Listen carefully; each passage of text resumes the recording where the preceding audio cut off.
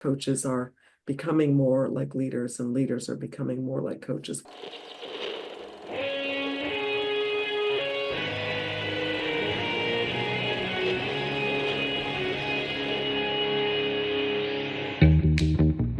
Welcome to Back to the Future podcast. My name is Victor Sadia, and I talk with brilliant minds and hearts of people who want to uproot and transform the current health and wellness paradigm.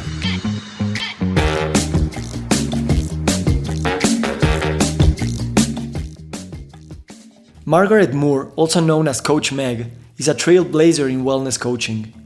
After a 17-year career as a biotech executive, she founded Wellcoaches Corporation in 2000, training over 16,000 professionals worldwide. She co-founded the Institute of Coaching at McLean Hospital in Harvard University and helped establish the National Board for Health and Wellness Coaching. Author of the Coaching Psychology Manual and other books, she continues to shape the future of coaching through science-based leadership and system change. In this episode, Margaret opens with a powerful story of personal transformation that reconnected her to a long-dormant joy and vitality. Through practices like hypnotherapy, she explores how healing the subconscious can unlock new dimensions of presence and purpose. We talk about what it means to take full emotional responsibility as a leader and how the boundaries between coaching and leading are often more porous than we think. Margaret reflects on the loneliness of visionary leadership and how the best guides are often those quietly integrating their own growth. We also discuss how coaches are increasingly stepping into leadership roles and how leadership itself may be evolving in response. Good morning, good afternoon, good evening. Today we have Margaret Moore. Coach Meg, thank you so much for being here. Hello, Victor. It's a delight to be with you. Before we started recording, you were telling me that you have been in a process of detoxifying for 5 years and that you've been shedding a lot of things, a lot of heavy things in your body, in your bodies, I would say. And that you had a peak experience a few months ago where you felt happy as you have never felt in decades, since your teens. Coming from you, this is no simple statement. You know, you've been fine, you've been successful, you've been working, you've been delivering a lot of things and changing a lot of people's lives. So naming a peak experience like this one in your recent past, in your recent life, I think it's something powerful that I would like to hear more about from. Well, thank you, Victor. I'm glad we're starting there because it's a private experience, and I'd say that it's the beginning of it. So it's nice that we're diving in right now because these things are obviously for everybody to appreciate and enjoy, but we as the folks here are also benefiting from this experience. It's a real experience. So I welcome that. So I have a very clear and unchanged sense. It's been with me for a long time.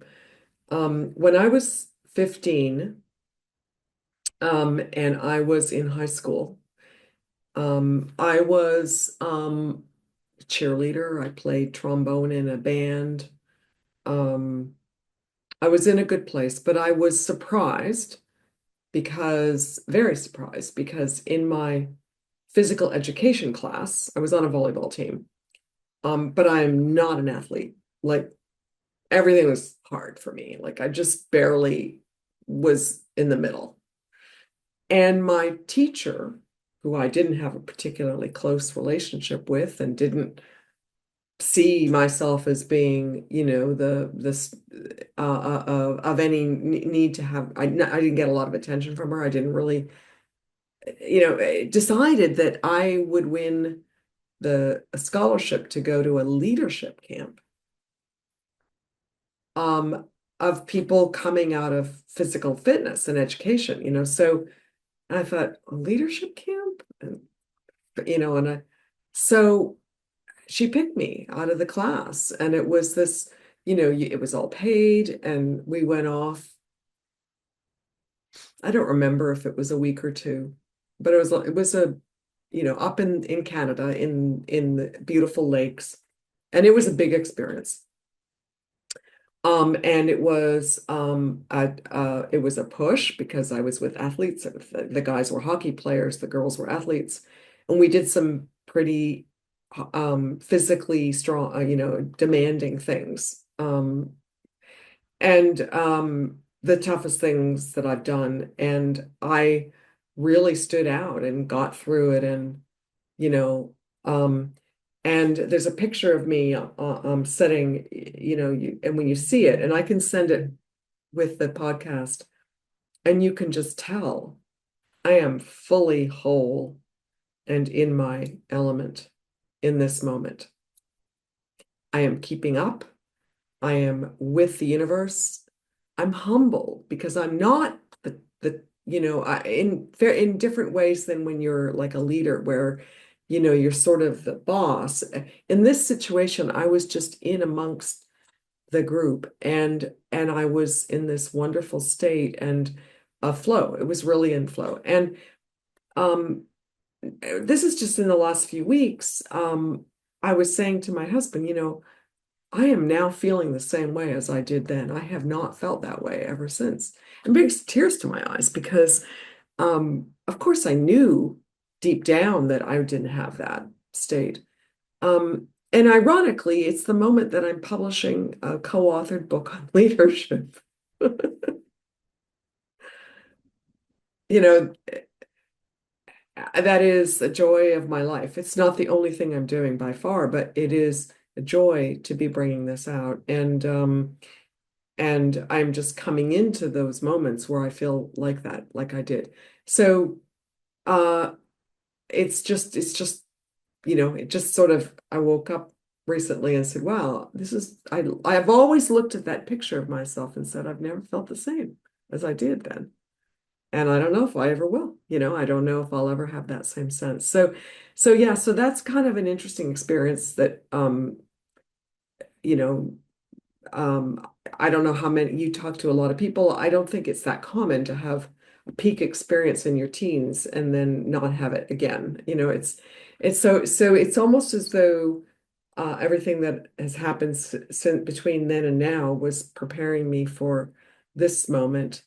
And I'm 67, so this is 52 years ago. This is not like 5 years ago or 10 years ago. Like I wouldn't even have known that I would feel like that again. I'm not sure I would have even predicted it. So, and of course, and so, which means I didn't know it was coming. I never had the thought I'm going to have this again because it was my youth, right? And I mean, Wow. being young is amazing, right? It just is. And so, yeah, so that is the back to the future. Exactly. And how, I do believe that peak experiences, although they can be pointed in a specific date and time in our lifetimes, they transcend that space and time and they become part of us, not only of our future, but also of our past. Like a peak experience, even at 67, it changes the past, right? It changes how Margaret was living through all those years. And likewise, if it's an early experience, it will color every other experience, even if you cannot attest to the same feeling or the same intense feeling throughout the time. In Yeah, a sense, you are still that 15-year-old yeah. today. And in that sense, you were 67 when you were 15. I know. I mean, it's very recognizable. Like, and if I didn't have the photo, there's one photo, there's two actually. You can just tell, you can. I mean, I'd be curious to see when I show it to you what you think of it. But I see me now in that picture. I mean, I did have longer hair. It was blonde. My hair is longer than it's been since my 30s, so it's not as long as it was then. But there's um there's a way that I was holding myself, the physical shape. I'm the same weight and the same size as I was then, which most people aren't, and you probably are. Mm, So I never really lost the yeah. physical side of it. or the emotional or mental. So yeah, thanks for that observation. Thank you. How much do you talk about childhood in the realm of leadership and the realm of coaching? How much do we evoke our childhood experiences and identities to find or to remember uh, assets, emotions, tools, experiences that we can recall, reuse as coaches or leaders? Gosh, well, as a coach, um, um, talking about childhood is minimal in leadership coaching. Maybe in well-being, you might do a bit more, but mostly we've left it behind. But then I think in our personal reflections, um, uh, I mean, I spend an hour a day in my own form of meditative state. I just, our team at Wellcoaches, just all 8 of us got certified as hypnotherapists. We did this very deep training in January, 100 hours in 8 days. And it was a adventure. We wanted to bring self-hypnosis to coaches as a way to inner peace, but it was none of us set out to be hypnotherapists, except for one of us. One of us had always wanted to be a hypnotherapist, but we learned how to do it. And it was all of us in one way or another went back to our childhoods because the state of hypnosis is a state that you live in as a kid. You're basically inside out. Your subconscious is out, your conscious mind is back. That's all it is. And once you understand it and you realize kids walk around in this because their conscious minds are not, you realize it's a highly natural state that we just, there's nothing weird about it. I mean, you can go take psilocybin or ketamine and get there through drugs, but it isn't really anything new. And so of course then, when you go into the States, your various things come back up from your childhood. So I think it's always with us. I think maybe I don't know about you, but certainly at this stage of my life, I more of it comes up. That's apparently something that happens as you get older. Your childhood and what happened comes up more. When my parents died at different times, it came up. So it's with me. It's in my dreams. It's always with me. I don't know if it's always with everybody else. So I think we're constantly questioning how it influences our current state and the innocence and joy if for those of us who had moments like that um that they can remember and those moments there's something pure and true about them, and you can see it in our pictures, and you can see it in the pictures when you're not happy too. So I think there's secrets there that that are worth trying to understand. I mean, the one that came up for me, which was not a positive experience, because I was locked out of my room twice, and one for 2 hours at 8 o'clock at night. I had no dinner, I had no wallet, I was stuck after a 12-hour day because the staff didn't, you can feel my energy. The staff didn't know how to recharge the lock, and it took them 2 hours, and then they didn't do it properly, so it broke again. So when you're living in a hotel for 8 days, you need your room, your food, your change of clothing, you just to sit and you just relax and get out of the fray. So I had this victim energy, and so I went in one of the hypnosis practices. I went back and I saw this sofa with a doll sitting on it. And I remembered, which I hadn't before, the memory of my realizing, oh no, I'm a girl. I'm a doll. I have to be a doll. I don't want to be a girl. I don't want to be a doll. And that set in place a dynamic of being a victim. That's not what I want to be, only because I didn't want to be a doll. And has stayed with me until that moment when I saw it. I thought, oh, that's where that came from. And that started a whole bunch of things. I'm a girl. I have to be a girl. And I didn't think I could be another gender. I didn't want to be a boy, actually. I didn't want to. I just didn't want to be a doll. But back in those days, the dolls were all girls, right? What, and you're like, however old I was, 3, 2, 4, I don't know. Mhm. I made the connection. So that kind of thing, it travels all the way through and it creates strain and, so yeah, I think if you do the work, and I do, I know you do too, your childhood is going to get reprocessed over and over and over until you've gotten what you need from it. Mhm. Because it is an arc. A life is an arc. And there's meaning in that arc. And I Mhm. think if you really take some time to understand it, not overdo it, and Yes. not be trapped by it, more be a student of it. What does this mean? Why did this happen? Yes. What is it? What is its long purpose? Because I do think there is an arc of a whole lifetime, and the beginning, the middle, and the end, they all make sense. I remember my mother saying when she was in her mid 60s, just before she died, that she had come to the realization that all the threads of her life finally came together and that and she was ready to go.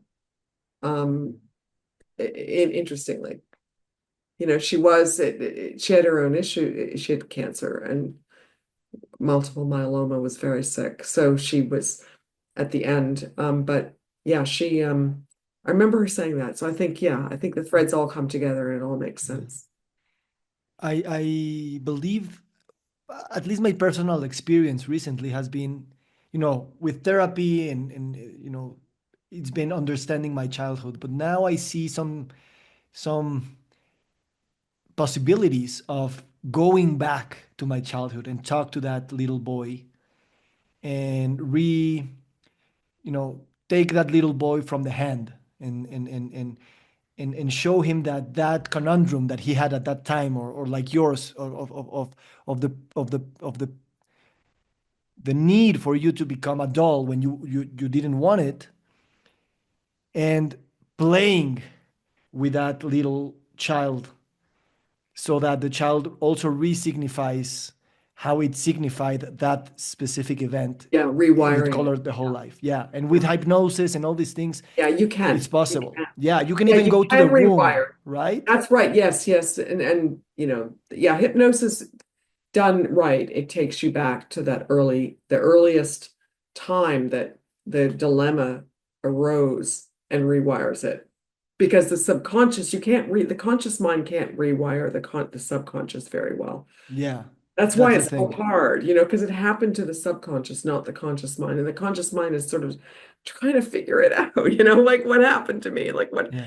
how can I get myself out of this emotional, hamster wheel? And that's a beautiful thing about both internal family systems there because you also go back and talk to the early parts. But yeah, there thankfully in our, we do have these techniques that can do it. It's not easy. So you have to really, you have to find the right way to do it. But it's really worthwhile because um, these things can be rewired, and it'd be nice to do them while you still can enjoy the the post rewiring experience. Yeah. I'm thinking about leaders in the corporate world, Fortune 500 CEOs and political leaders. You have worked with many, and I don't see, how important would be for people in those positions to take an hour of their time each day to go into, in this case, a Yeah, hypnotic state, right? Or to just say, okay, what I just said to my employee or what I just said in camera did came, or at least the emotion did came from something that I have unresolved from my past. That's yeah, yeah, to yeah. own them. Yeah.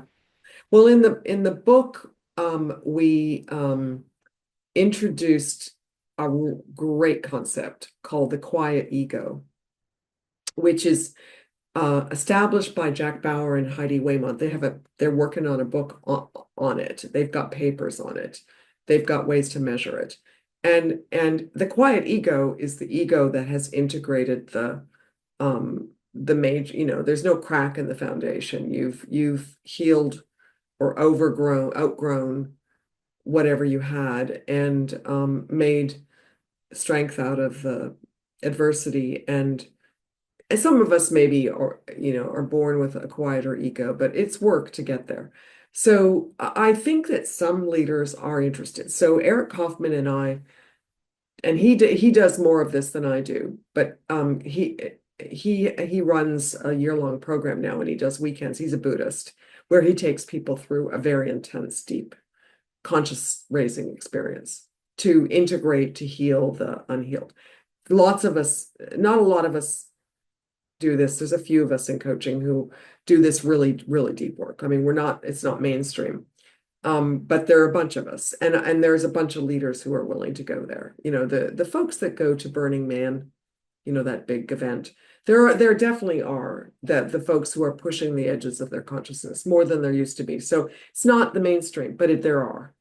And so there, this is it's a choice, it's an investment. It's hard to run a public like to work 70 hours a week and do this.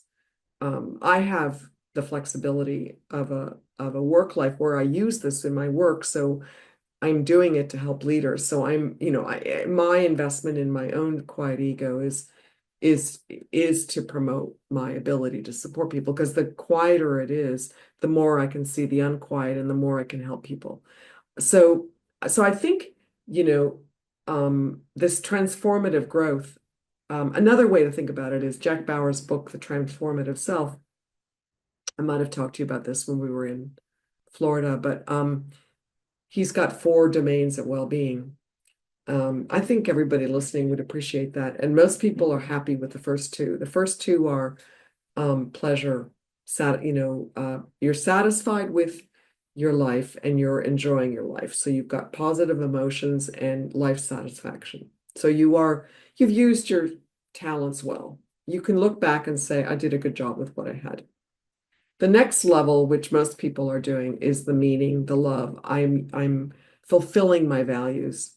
It's important for me to make a contribution in some way, as a parent, as a leader, as a teacher, as a whatever role I play in the world, whether it's a nonprofit or a big company. You might be making bamboo toothbrushes, which are saving the amount of plastic that goes into the ocean. So whatever you're doing, that's meaningful. So that's the fulfillment. The other 2, fewer and fewer people are interested. The next one is wisdom. And I think that's what you're getting at here, right? The wisdom, and it is independent of the other 2. So you can be a seeker of wisdom and not have a lot of pleasure or meaning. They work differently. They're different parts of our structure. But the 4th one is growth, the transformative self. And only a percent or 2 of the population has that. So that's people like me, probably you, who need to grow, which means we have to put ourselves into adverse situations. We have to choose the hard path, not because of any other reason, because we know that growth is something we want. If everybody wanted that, coaches would be very busy. We have to hide the growth in the other things. Yes. Because most people are just trying to have a good life, enjoy themselves, and do something meaningful. The wisdom, okay, maybe, but it's not a central thing. I don't want to be the sage with dispensing and most people don't respect, the elders of us don't, nobody's coming to us for our wisdom for the most part today, maybe in other cultures, but the growth it gets fewer and fewer and fewer. So what you're talking about in terms of mining your childhood is you're doing it for the wisdom and growth, not for the meaning and the pleasure and the satisfaction. So you have to be driven. And so there's just fewer and fewer people in that place. And I think a lot of people are kind of interested in it, and more than ever, there's more and more people, but if everybody wanted wisdom and growth, coaching would be a much bigger deal. But most Yeah, people just want to they just don't have the bandwidth. They have it's just life is big enough as it is without trying to do those things. yeah, yeah, I get you. And yes. However, I would like to ask you, like you're giving, yeah, systemic reasons on why people don't have the bandwidth, the time, even the possibility of walking those paths in terms of, that's a path that it's walkable. It is not even presented Yeah. as an option. You wrote a leadership book, but basically putting together all the science that we had on leadership up until now. And you say somewhere in the book, you said, getting a study of an effective leadership practice like forgiveness or humility published in a scientific journal requires hundreds of hours and thousands of watts of brain power only to reach a small island of readers and miss an ocean of leaders. And that's where want to get to, because we do need the science so that people understand that this is some hard thing, and that it's science based and everything. We do need that in our Western culture. However, we might still be lost in the details of hard science to talk about something so I wouldn't I don't know what word to describe something like forgiveness or humility, which it can be described in scientific terms, but it probably goes beyond that that not the explanation, but the practice itself, right? It's not a step 1, 2, 3 step methodology to forgive or to be humble. My question here is, what needs to change in the cultural zeitgeist so that these things like humility and forgiveness are cherished not only as nice extras, but as the basis for obviously happiness and everything, but also to economic and success and all the things that the Western community do values very obviously, right? When you think about a leader, you think about a guy in a yacht initially, and then you think about him or her in another realm. So I don't know if you see where exactly I'm trying to get to. Yeah. Yeah. Well, so I think there's this sense still that leadership is you have to be really tough and strong and forceful and show the way and maybe even be mean and um critical and impatient and angry to get the best out of people. That's basically the struggle that we have right now, is the debate between, is goodness tough enough to get the same results as meanness and judgment, harshness. Is harshness versus goodness. That debate is very much still alive, because secretly people, I mean, there's a big discussion, of course, here about Elon Musk and Donald Trump and leaders like that. And there's plenty of, there's, but the literature shows that toxic leadership is toxic. And it's possible that the results would be just the same without the meanness and the toxicity and the harm, because you're basically creating the same things that, coming back to childhood, that damaged kids. Why wouldn't it damage adults? Why all of a sudden as adults are we, you wouldn't treat a kid like this and expect them to grow. Why do we think that adults are going to reform?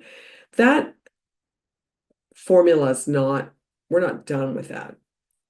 We're not over that conversation. We're still in a place where there's a lot of people that think that, to some extent, what Trump and Elon Musk have accomplished wouldn't have if they weren't um, um, at some times, in some situations, toxic. So I think here's how I think about it.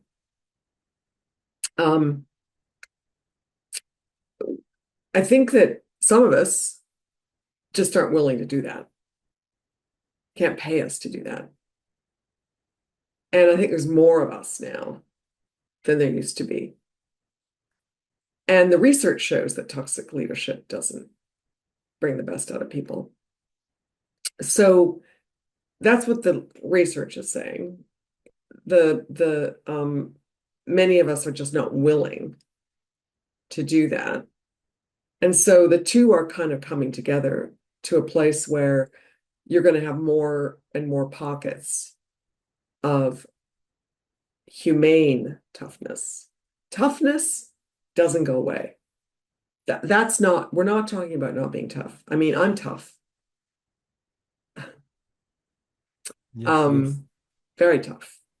And um, as tough as they may come, I think, in the sense of, I know what needs to be done and how to do it. And I have to hold back to be nice a lot.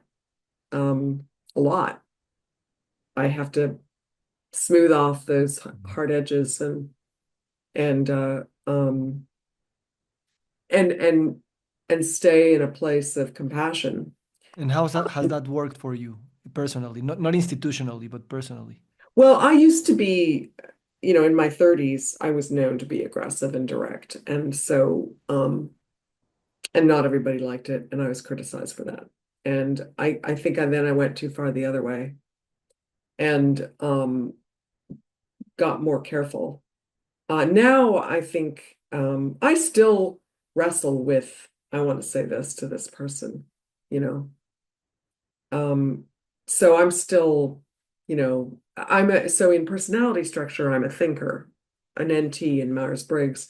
And us thinkers think about feelings. I mean, that's just what happens, I'm not a feeler first. I can really work with my feelings. I mean, like I can feel them and but I'm here and my feelings are here. I'm not, and I do get lost in them and they do drive me think, but I'm very aware of what's going on. I'm thinking about my feelings. The feelers are in their feelings and the thinking mind is, so we've got two different kinds of people here. And the women, it's roughly 50-50 from the anecdotal data. Half of us are feelers, and there's 60% men feelers and 40, I mean, thinkers and 40. So men and women both have both, right? So we've got it all going on. So the thinkers are just going to be, we can be cold because thinking is ice cold objectivity. What's the Yeah. truth? That part of us, we all have it. And if you have it, you can be cold. I mean, I can feel it. I can tell you when like I can show it to you if you Sure. want to feel the chill. Sure. I know where The- it is. It's a part of me. Oh, we all have it, and then we have the warm side. So the thing is, everybody knows now, for the most part, unless you're a tyrantly and a brilliant tyrant, then you can get away with it. Maybe less so now. yeah. But so yeah, so it is about it. You don't change the cold objectivity because the truth is the truth. Yeah. And it may not be easy to hear, but Yeah. you have to warm it up so people can absorb it. Eh, Yeah. And but that you are happy with that, making those concessions, or working through your yang when you are a yin or whatever. Personally, you like that integration of your personality, even though that it's not the initial set that you grew up with. Yeah, I mean, you can't lead if you can't Yeah. do this Tell me because you're going to something get that. pushed around because feelings are, come from old places and needs. They're not, they're you own your own emotional repertoire, your motivation, your drives, I mean, they are your tiger inside, right? And nobody else is responsible for that. Mm, Um, and that's where I think people go wrong. They think that other people are causing the emotions, but they're actually yours. They're your being producing emotions to tell you something, but it's your message to you, not to other people. And we get a little confused on that. Like, mhm. they're not for you, they're for me. Absolutely. And so, leaders who are coming from a place of anger and impatience and irritation need to own that. And it's coming from fear, Yeah. usually. So The- it the- doesn't, it's not the way to go. So I think we're coming into a place where the combination of compassion and the hard coldness of toughness are coming together in certain people, and that those will be the new role models who will transform the world, and we won't Mm. be stuck with only the male Yeah, Venus, yeah, the Putins and the sure. Yiping and I'm the glad that archetype is very much clear now to everyone. Like you can go for that archetype or you can reject the archetype, but the archetype it's there. Like we understand yeah, when you say that, and that's a good yeah, thing because it has a name and has so yeah. many Now we examples can and actually get avatars. objective about it, and we can say, is it working, and how could it work better? Yeah, It's really a question of could you keep the brilliance and and bring about the same results yeah, with a compassion for the response to that from other people, because it's hard to be in the presence of brilliance. It's really hard because it makes everybody feel badly, right? Nobody wants to be less smart than the other people. It's really hard. yeah, Really smart people don't have an easy time. yeah. And There's a definition you use, yeah, for coach when you say that, coach is the one who holds space, is not the one who fills space. And I suspect that a leader can also be defined in that way, although it's not as obvious as it is for the coach as for the leader, right? yeah, there are two ways of being with other people, and how you use them, and how much you use them is different, but the two are the same. They're two sides of the coin, um, where the leader is guiding because they know where things need to go. They can see what the other person can't see, and therefore they have the ability to guide others to see that's the challenge with leadership, is that you see further ahead than other people. You see more, you see broader. They don't see it. And you could like yell at them and say, you need to see it. You need to see what I see. Or you guide them there. But you still, you can coach them and they're not going to see it. You have to show them. You have to turn the light on and say it's there and here's why. And then maybe they'll come back to you, as it happens to me all the time. 5 years later, say, yeah, you saw it then and I didn't understand it. I see it now. That's happened to me. And that's the hard thing about these tough leaders that are mean, because they're frustrated. They're entitled to be angry because I mean, it's not easy. This is not a fun place. You're alone when you see further than other people. It's not a fun place to be. And it's a lonely place to be. And it as long as you see further ahead, that it's still going to be lonely. People are not going to, because as soon as they catch up, you're already 5 years ahead again.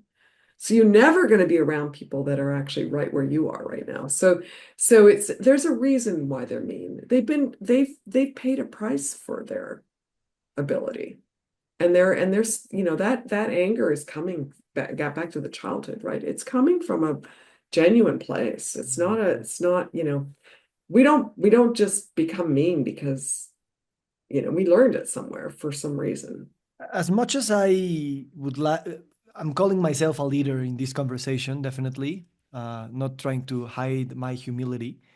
Um, as leader, I what I'm what I when I have those moments where I am able to see far and beyond in time and space, the thing that I try to do is to heal publicly, right? So that whatever I'm trying to push for the future, I'm still showing everyone that I'm still, even though I can see it, I'm not there yet. I still have much to heal. And in that sense, it becomes obviously very, it's a vulnerable thing to do. People will connect to you when you are transparent and sharing feelings and but also for me is an honest thing to do, right? Because it's not the vision does not entail the healing. As you say, leaders There's are no path. angry and they are right to be angry. So how to keep channeling that anger, that fear, that loneliness through the community that you're trying to guide. Hmm. And if these words help others to heal, great, but it's still the best way for me to keep talking about the future, not believing that I'm already there. Does that make sense to you? Yeah, so what you're doing is you're being transparent about your vision and the gaps between here and there. You're using the word healing because you're proposing that you need to get stronger and heal some things to get there. Um, Another approach, that's the feeler's approach. The thinker's approach would say, um, there's a lot of things that have to happen, and I'm not sure they're going to happen and how, and I'm not sure how I'm going to be able to do that. So either way is fine. Um, and in a way, I mean, I'm trying to think about like, so when I started Well Coaches 25 years ago, I had a vision, and a lot of people came along with that vision and saw it too. Thousands and thousands of coaches, and we're still not there yet. And I'm thinking now as we talk, you know, what do they think of me having put this vision together and now it's taken so long? And I've always painted an optimistic picture of we're getting there. We've made this stride, we've made that stride. And somehow that's been enough for people to say, yeah, um, it can happen. But the in good part, I think the vision would have happened anyway without my vision. So it's not a vision that I own. It's lots of people have that same vision. But I think the way I look at where I am as a leader, I think that it makes it easier for people to deal with uncertainty if they know somebody is completely focused on getting around all the obstacles and isn't going to quit until we do. So that's really what I'm bringing is this determination and persistence. And that gives people a sense, okay, I'm glad I'm not you. I agree with the vision and I'm glad you're willing to put in the effort to get there. And you're working harder than other people at doing that. And so there's this combination of I see it, I see what's in the way, personally, what's in my way as a leader, what's in the real way in terms of the obstacle course. But people can see that you have the fortitude, vision, creativity, determination, whatever it requires to get there. And therefore, no matter how you put it, they see you are going to get there. That's people can intuit that this person might get there. That's what you say when you're trying to get investors in a new venture. They're investing in you not because of what you got right now, but because they think you might get there. And that you might actually have the right people and the right resources to do that. That's what they're investing in, whether they're making a financial investment or they're joining your company or they're part of your team or they're, going for a bike ride with you, whatever. They see that you might have what it takes to get there. So that's what you're bringing. It's the three things. It's the vision, it's the accurate understanding of what you're up against. And then there's the ability to get there that they trust. And they need that. That's why leaders are needed. Yeah. Somebody needs to, like right now in the US, what's making the economic roller coaster more palatable is that the Treasury Secretary, Scott Bessent, I don't know if you've heard of him or watched anything, is sensible and has a vision and understands the global instability that in that some countries are producers and some are consumers, and that's creating really big problems, and that it's not exactly clear how it's all going to be fixed, but it needs that vision is we need to fix this. And when you have someone who has the skill and experience of working at that macro level and pulling the big levers, and I'm sure it's almost impossible to do, but there's somebody Still. there that sounds like they might know how to do it. Yeah. And maybe not, but that's calming things down. So that's what I mean. Yeah. There's And a it's also picture, accepting. big problems, but there's a person at least, and maybe a team that one can see, you know what? I think they might actually have a crack at this. Yes. Everybody's saying, some people are saying, no, it's impossible. Some, it's all this noise, but it's not, that's how what leadership is. It's often one person or a small group who see the way, don't know every step. That's True. transformational leadership. And at the same time, is also understanding that change takes time and we need generational shifts, right? They are immersed in the political system where they have to deliver results before the term is up. But, you know, systemic change will need a generational change. Yeah. And But you that's can why it's move the possible. boat off Yeah. the sand and into the water so that it's Yes. and then people can pull it forward. But it's the getting the boat in the water and getting it moving takes a big lift. Yeah. And that's what leaders do. They lift something heavy over a period of time and get it Beautiful. sailing. Beautiful metaphor. I'm thinking about you as the founder of Well Coaches, that you not only delivered a company that trains coaches successfully, but changes the definition of what a coach is. And in that sense, changes the identity of the coach. The three levels of insight of Anne Clancy. I don't know if Yeah. you're familiar with that. Yeah. Jacqueline Pinker. Yeah, no, And I Jacqueline Binker, they say new skill. Then you have perspective shifts like beliefs and attitudes, but then the quantum shifts come identity. from self-identity shifts. Exactly. No, well said. Yeah. It's a, Yeah. it's And a great way to think about neuroplasticity in stages. Yeah. and you're coming to our lifestyle medicine conference next month, and I'm happy because in a sense I'm in the same trajectory that you began 25 years ago, which is not only giving new skills to health professionals and beliefs and attitudes, but also right redefining what a doctor is, what a psychologist is, what a health coach is. That's a big gift and it's a big responsibility that we're taking upon our shoulders to deliver in time. But I love it because at the end of the day, the self identity it's the hardest part to change, but the one that has much more impact. And I think aiming for that big vast ocean is a worthy goal. Yeah, I'm glad you raised that. I mean, the identity that I see for coaches is that we're a force for well-being through integration rather than healing. Because integration is the well-being side of healing. They're the same thing, really.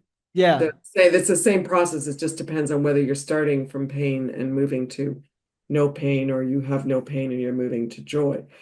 It's not like a different thing, but we're focused, well coaches and coaches are very focused on that. And then the second thing is, I do think that's why, it'll be interesting to see how the science of leadership is going to play in the well-being space, Mm. because this is what I want to do. I didn't I didn't sort of go out to the coaches and say, what do you guys want next? This is what I've been waiting to do for a long time. And I think that without necessarily aiming for it, I think the coaches are leaders. Mm. And I do think coaching is leading Mm. if you're a good Beautiful. leader. I don't think it's just coaching. And I don't mean consulting, and I don't mean mentoring, and I don't mean teaching or training. I mean leading in a real way, like I'm a leader, and in this moment, you're a follower. Not like you work for me, but I'm showing you the way. That is the and the only way you can do that is if you do it well. Like if you're not good at it, that's why it's hard to consult and coach, because if you don't get it right, it's the end of your coaching assignment, because people are not going to pay for somebody that gives them the wrong advice. So you have to be a leader, you have to be intuitive, you have to know what you have to see the light. And so you can't ask everybody to do that. But I do think that the inherent approach we take in training coaches at Well Coaches helps people grow into leaders. And I see that now. The Well coaches are leaders in the field. They're and maybe they get it because of who I am and what I don't know where it comes from. But I really think I think that coaches are becoming more like leaders, and leaders are becoming more like coaches. We still stay in our lanes. Um, and I go back and forth all the time. Which one am I better at? I Yeah. know all the Eh, time, like which one should yeah. I spend more time with, Eh, because I can do both. But I do, I do think I'm probably better at leading. And at this stage of my life, it's but as you say, like when is it useful to differentiate those two words, leading and coaching, and when they're the same, right? Sometimes we use those terms because the people who are hearing us or reading us do need one or two. But in your lived experience, professionally, personally, spiritually, intellectually, it's the same for you. I'm being a leader and a coach at the same time, and a healer and an integrator. Like those big words might belong to different realms, but in your lived experience, being a healer, an integrator, a leader, and a coach, it's the same. yeah, which means we're expanding to include those four quadrants, Mm, which is that leadership is fostering wisdom and growth, not just meaning and mm, satisfaction. yeah. And the people who know what that is will know what I mean, and the folks that are not there are just not there. It's not where that's not what their lives are about. I mean, Jack Bauer makes the point that most people are fine with a life that brings satisfaction, pleasure, and meaning. Mhm, And why would we ask for more than that? That's mm. enough. Thank you. As always, it's a pleasure sharing with you. Um, you were basically not the first person, but the first person that really struck me when I saw in public speaking, like in a short conference you gave like 5 6 years ago in Mexico City, and I followed your work, read your books, um, and when I got to meet you a few months ago, I was very excited because I was secure enough in my own skin to approach you and to talk to you horizontally. Yeah, And that's something you allowed also for me to do. So you've guided me for a long time, and now I'm very happy and honored to call you my friend, and very excited to have you as a speaker at the Lifestyle Medicine Congress in June. Thank you so much for your me work and too. and for this space, Margaret, to share your life, your story, and your passion with me. Thank you, Victor. It's just fabulous. Thank you for being you. Thank you for being you. Well, I think that's it. Thank you so much, and Can we spend a um, few minutes on what you wanted me to talk about at the sure, let me conference? just um, Shut the recording.